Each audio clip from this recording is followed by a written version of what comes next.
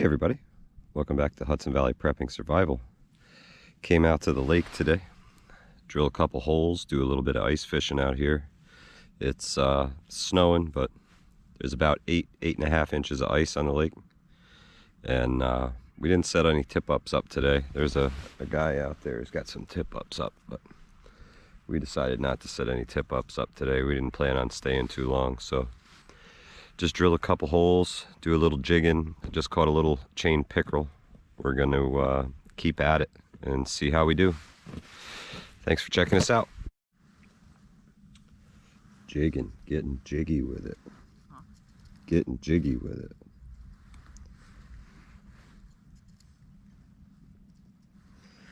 The bait of the day is a spoon.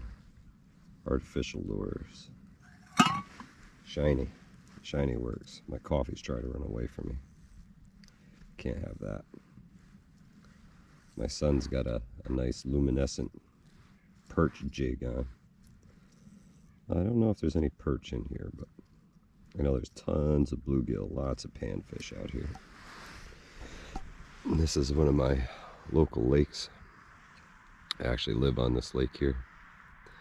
It's a beautiful spot. Out back there, way back out there. This lake is about 96, 97 feet deep. So it's a good body of fresh water. There's plenty of trout and bass and pickerel and sunfish and minnows. It's a pretty diverse lake as far as that goes. But yep, this is my home turf, guys. Home turf. And there's about 8.5 inches of ice.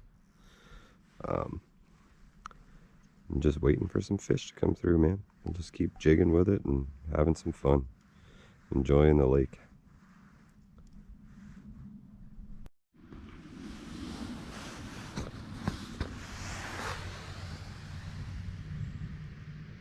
It's a pretty clean hole for the old hand ice auger.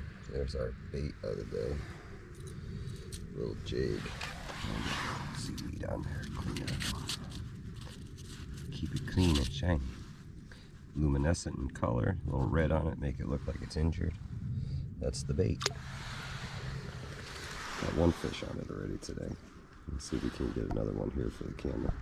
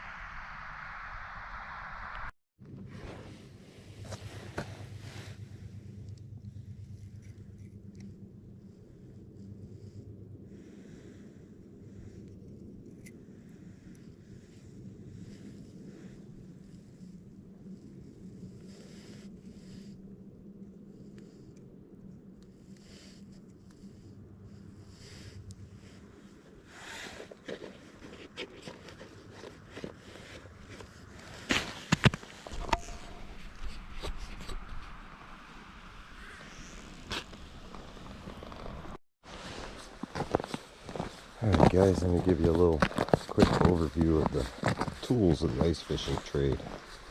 One thing you're going to need is a way to break through the ice. So what I got here is a cheap handheld ice auger. It drills about a 6-inch round hole. That's typically big enough to get most fish through. I did bring a creel in case we caught anything we wanted to keep. And I keep a pack basket full of my tip-ups and ice fishing gear, ice spikes, extra jigging rods, gloves, the whole 9 yards. I should have a cover on this with the snow, but I was lazy and I didn't, so now I'm gonna have to go through everything again. Your tip-ups, when you ice fish in New York State, your tip-ups have to have your name and address written on the tip-up, and you can put up to 5 tip-ups at a time, which is pretty cool. See the weight I have here on the little jigging stick? We use that as a sounding device. So when I drill a hole, I go out and I find the depth of the water that I'm fishing in, and then I can target different fish species by whether they're bottom feeders, center of the water column feeders, or top feeding fish.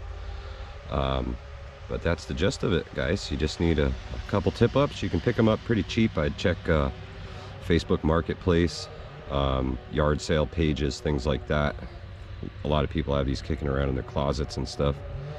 An ice auger, which you can pick up for 60 to 80 bucks, and some holes. Another thing about tip-ups is when you set them up, they have these nifty little flags on them. And your spool, here, I'll pull one out and give you a little demonstration of it. Your spool attaches to, this is your spool line down here, and it's got a little armature on it. And that piece of wire runs up that tube to here. And hang on, this is kind of hard to self-film. I have to get a little up close and personal here for a sec. This flag comes around and hooks on that armature right there. I don't know if you guys can see that. It won't work right now because it's not set properly. But it hooks on that armature. And then when a fish takes line, that will flip over and up comes your flag. And then you know you have to go check your tip-ups. Pretty nifty little design. You know, not the coolest thing in the world, but when you have 5 of these things out, you can set the tension on them by pulling them a little harder, a little looser. And yeah, that way if it's really windy, they don't go off accidentally. And if it's not windy, you can set them pretty loose. That way when a fish takes the bait, it pops out pretty easy.